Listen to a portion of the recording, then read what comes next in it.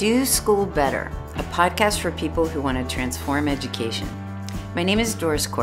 In this season, I discuss the core principles of my educational philosophy with Tim Desmond and Allison Tanker, my co-teachers from Hawken School's Entrepreneurial Studies program. It's not about what you teach, it's about what they learn.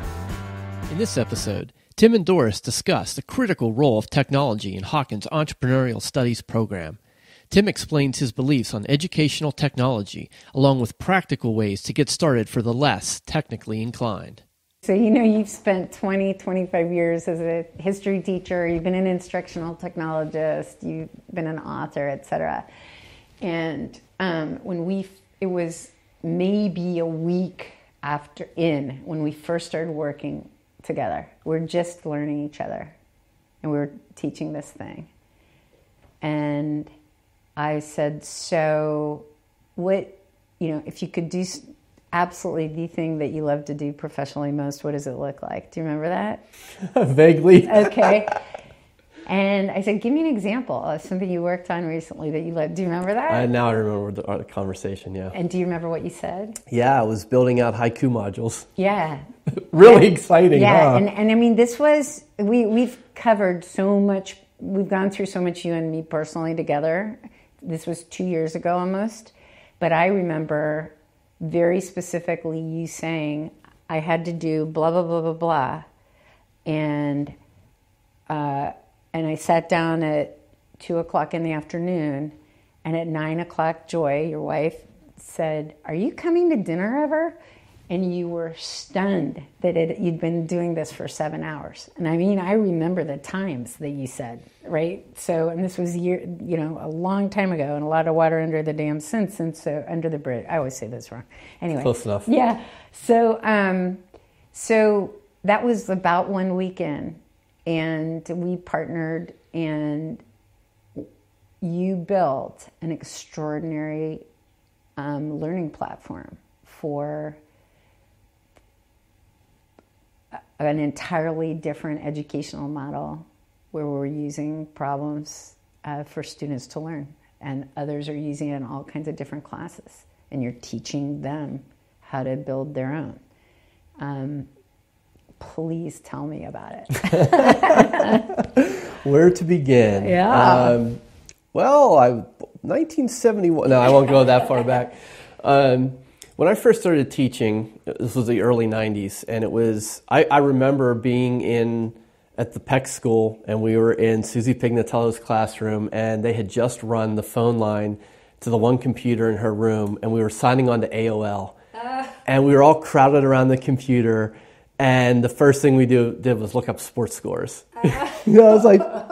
But I remember that, that wasn't that long ago. Like in the big picture, we're in the early '90s was not that long ago. And shortly thereafter, I started.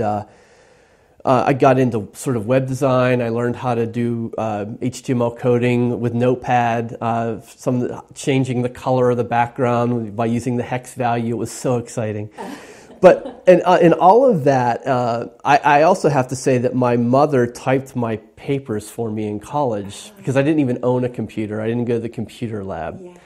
And I mention that because a lot of times in my career, because I've sort of been on this dual track of education and technology, people have said things like, oh, well, that's you. You know technology. I couldn't possibly do that. And that always bothered me because I didn't receive a degree in computer science. I didn't go to school for it. I was all self-taught, and I learned through colossal failure. Yeah. That's how I learned a lot about technology. Yeah. So I wasn't offended by it, but I felt like people didn't really understand that it's not out of anyone's realm. If you're willing to take a chance and to try something and to mess up, that you can learn this too. And I never thought technology was important for the sake of using technology. I taught myself web design because I wanted to create a website for my classroom. I wanted kids to be able to, from home, to look at their assignments. If they got home from school and they forgot or they didn't write it down. And so that's what drove it. And everything I've done in technology since then has been sort of mission driven. Like there's been a reason why I've taught myself certain things. So for this class, it was just natural for me to think, okay, how can we create a system for students that will be accessible to them, easy to use, and serve our purposes from an educational objective, not because we want to say we can use technology. Right. So that's been my overall approach, is technology has to serve a reason, and that you learn technology by using technology. Yep. Yeah. Just like you learn to be a writer, you always say, by writing, yeah. And so this is such a different kind of model. And it's a model where the in-class students are doing, and the reading and the creating and the listening and the watching happens outside of class. And there's so many different aspects to it, and you've built this really wonderful platform for the students and for us. And we're working with educators from other schools who don't have any facility really with technology and don't have resources and don't have anything. And yet you're working with them, telling them, no big deal, here's where to start. Talk about sort of when you built what we're using, what were some of your starting assumptions and givens about it? Yes. And then also go into what you say to these educators when you're helping them, because they come out like so thinking you're a god, and I try to tell them they're so wrong. I've got them fooled. There's really. Let me think about. I'm going to have to get in the weeds a little bit on this, and I hope I'm not going to alienate anyone who's not interested in the technology, but I think it's important to put this in context. Sure. LMSs are called learning management systems, have been around a long time, and it's just a fancy word for using some sort of web-based tool to manage your class. Yeah. Colleges have used these for years. Blackboard was a big one, and Moodle, and the newer generation of things like Haiku and Canvas. And the idea is that you log on to this website, and all of the resources for your class are there, for you and for your students. Yeah. Assignments, due dates, handouts, projects. It's all under one umbrella, so to speak. And there are hundreds, if not thousands, of ways that this can be done. And I'm very careful to say that I don't know the right way. There is no one right way. Right. There is sort of the best tool for you at the time. I had, as an instructional technologist, I built out, as you recalled, my evening of bliss in Haiku modules. Haiku was one I had a lot of experience in, and as an instructional technologist at Hawken a few years ago, I was building out modules for our teachers. Yes. And Canvas is sort of a lot like that, and those were great, and they served that function at that time. When I came into the Entrepreneurial Studies program and sort of took a few days to look around and kind of see what the kids were doing and see what our objectives were, and thinking about sort of a broader base. So we're very fortunate at Hawken to have a lot of resources, and I recognize that. But I also wanted to think like, okay, how can other schools do this that don't have those same resources? Right, because we've wanted to build it in a way that anybody could. That's right. That's right. And so we looked at that landscape, and I decided Google was going to be where I was going to start. And I had no sort of long-term plans. I'm not a Google affiliate. I'm not associated with Google in any way, but there were a number of reasons, and I find myself explaining this to a lot of teachers who are in that same decision point of, what do I use to build this class on? And I chose Google for a number of reasons. The first one is that the basics of Google is free. Mm-hmm. And you can, anyone within your school organization or outside of it can set up any of the tools. And I won't get into the details on that, but things like, Gmail and in Google Drive, and all of those things are completely 100% free. Yeah. So that was a big thing. That was important to me. The second thing is that Google is fairly ubiquitous. Whether you have an iPad, a Droid, a laptop, you have the same level of access. So I wanted students to be have that feeling that is in the real world. So if they're on the bus to an away basketball game and they forgot they needed to add something to the Google Doc for their team, they could pull it up on their phone. Yeah. So that's sort of where it came from, and I sort of built this all on that Google platform. And I know there are a lot of conversations around what's the best, and should things be standardized, and what about Dropbox, and what about Microsoft OneDrive, and what about Canvas, et cetera, et cetera. And my fear with going with something more proprietary like a Haiku or a Canvas is you create a gatekeeper. And it's not even really about cost. It's about the mindset of, okay, if they change something, or what if that business gets acquired and they kill that product? Like, what does that mean for all of the resources you've created with it? And that's not to say that isn't possible with Google, but right now, in this day and time, like if I were going to put any money on a cloud-based tech company being around in 10 years, it's going to be Google.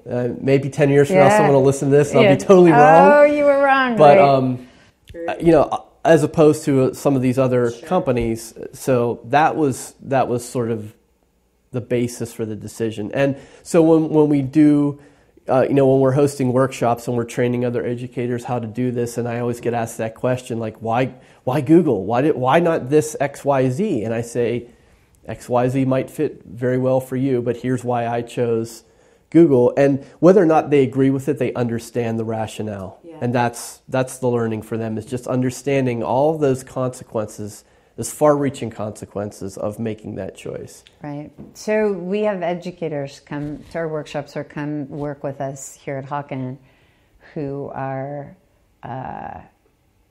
saying, wow, I want to do this thing, this problem-based, project-based learning, but I'm really nervous. I don't know how to go about it, and we take them through things.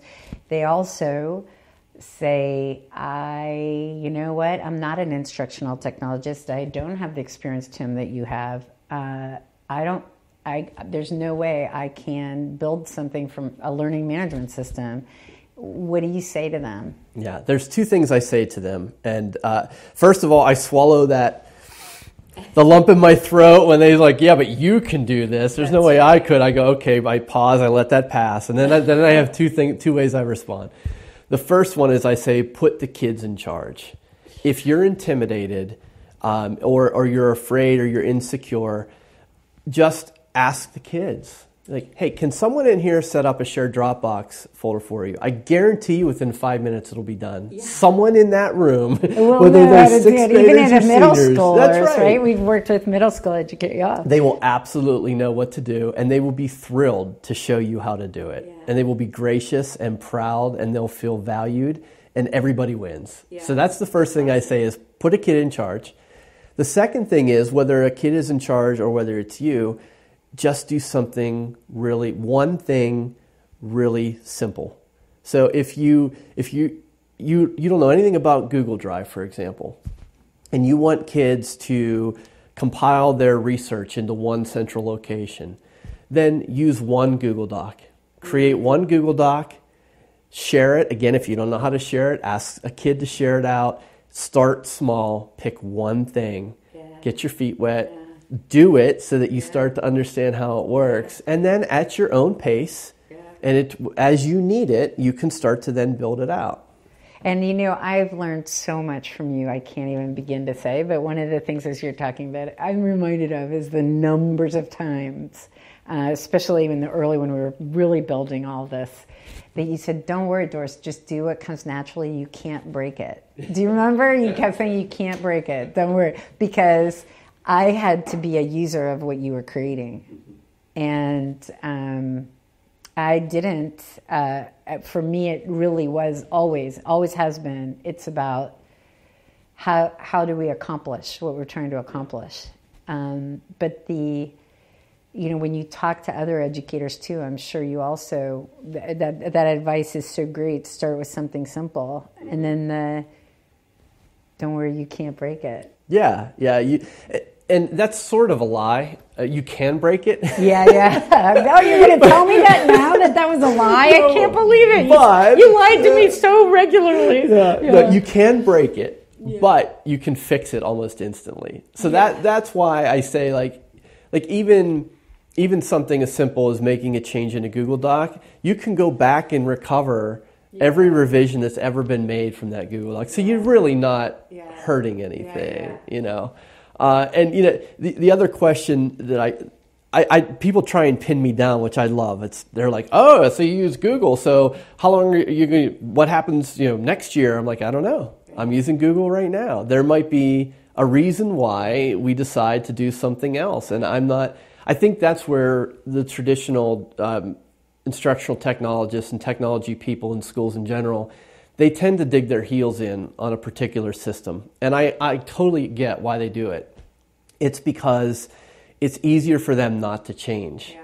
And so if you go with what you've always been doing, it makes it easier on the tech staff to facilitate that. But the technology isn't there to make the tech staff's job easier. Yeah, so interesting. Now, in our learning management system, and I don't want to pull you into the weeds, but I think if you just describe a couple of these, not all of them, a couple, it says a lot. So one of the spaces that the students have is where they put their TED Talk reviews.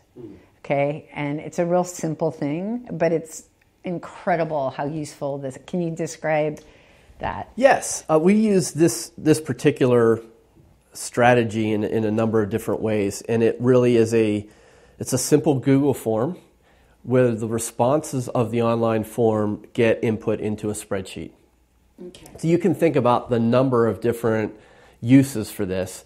So what it looks like is you get a link or you go to a website, and there's a pretty standard form that we've all seen. And so you fill out your name, the title of the TED Talk, the link to it, your basic rating, what you thought of it, and maybe a 1 or 2 sentence recommendation, suggestion, observation just about a it. Comment. Yeah, a comment, something. You hit submit. You're done. Yep. You could do that from your phone. You could do that from your iPad. And what that does in Google Backstage is that information then goes and populates the columns and rows on a spreadsheet. And then that spreadsheet is viewable by anyone you want to make it accessible to. So now that one form it's one per line.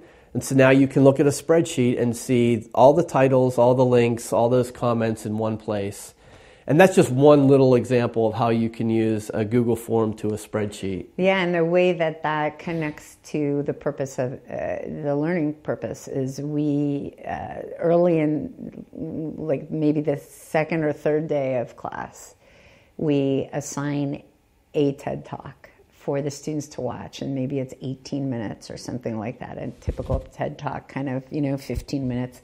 And it's something that even 2 or 3 days in, we're pretty sure this particular bunch is going to find really interesting.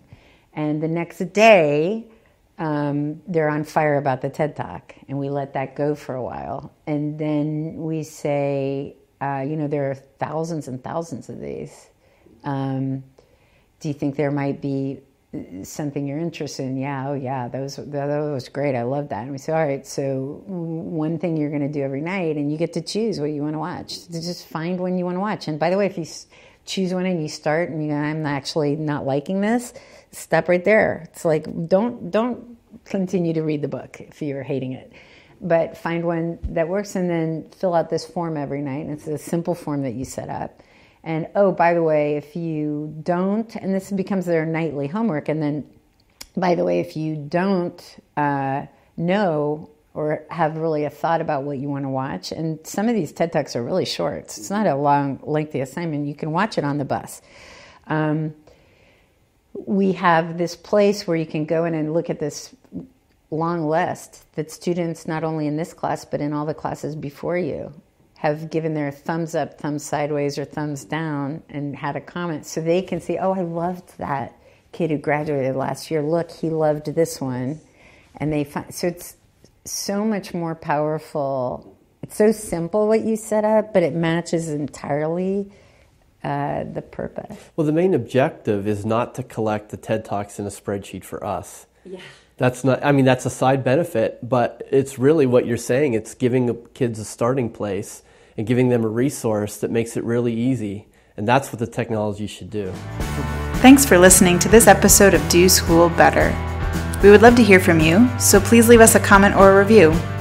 And if you're interested in learning more, check out wildfire-education.org.